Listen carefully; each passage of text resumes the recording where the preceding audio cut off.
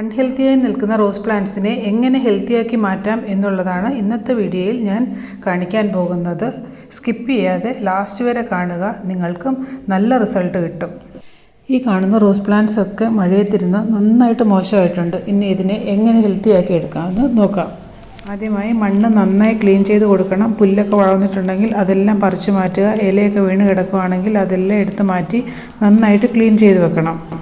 ഇനി മണ്ണ് നന്നായി ഇളക്കി കൊടുക്കണം. കാരണം നന്നായിട്ട് എയർ സർക്കുലേഷൻ ഉണ്ടാവണമെങ്കിൽ മേൽഭാഗത്തെ മണ്ണ് നന്നായിട്ട് ഇളക്കി കൊടുക്കണം. എങ്കിൽ മാത്രമേ ഇനി പുതിയതായിട്ട് വളമൊക്കെ കൊടുത്തു കഴിയുമ്പോൾ പെട്ടെന്ന് ഗ്രോത്ത് ഉണ്ടാവുകയുള്ളൂ. എപ്പോഴായാലും വളം കൊടുക്കുന്നതിന് മുമ്പ് മേൽമണ്ണ് ഒന്ന് ഇളക്കി കൊടുത്തിട്ട് വളം കൊടുക്കുമ്പോൾ പെട്ടെന്ന് നല്ല റിസൾട്ട്, നല്ല ഗ്രോത്ത് ഉണ്ടാകുന്നതായിട്ട് ഞാനും കണ്ടിട്ടുണ്ട്. ഇനി നമുക്ക് പ്രൂൺ ചെയ്ത് കൊടുക്കണം. പ്രൂൺ ചെയ്ത് കൊടുക്കുന്നതിന് മുമ്പ് സിസേഴ്സൊക്കെ ഒന്ന് സ്റ്റെറിലൈസ് ചെയ്താൽ ഡൈബാക്ക് ഡിസീസ് വരുന്നത് തടയാൻ സാധിക്കും.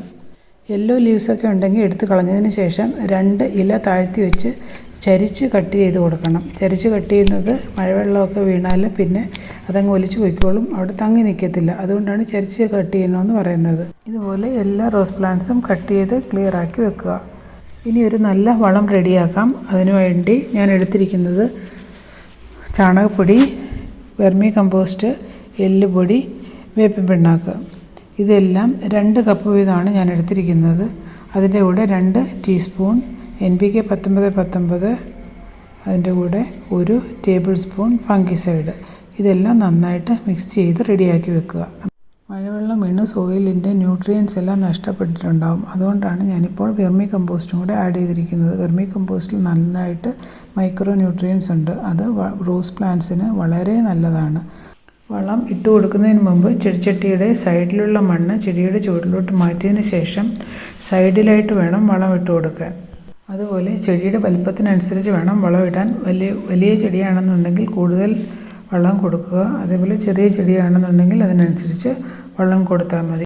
വളം ഇട്ടതിന് ശേഷം പിന്നീട് മണ്ണും വളവും കൂടെ നന്നായിട്ട് മിക്സ് ചെയ്ത് കൊടുക്കുക.